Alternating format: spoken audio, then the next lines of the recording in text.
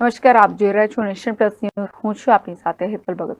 વડોદરામાં રખડતા ઢોરોનો ત્રાસ છે.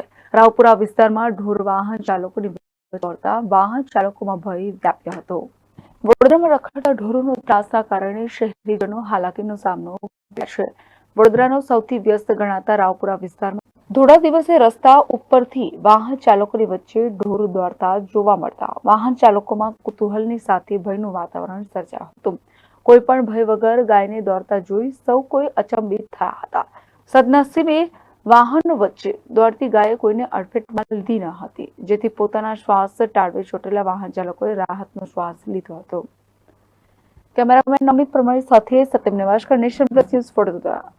સમાચારોના સતત અપડેટ મેળવવા માટે અમારી નેશન પ્લસ ન્યૂઝની યુટ્યુબ ચેનલને સબસ્ક્રાઇબ કરો, બેલ આઇકન દબાવો અને જોડાયેલા રહો ફેસબુક, ઇન્સ્ટાગ્રામ અને ટ્વિટર પર.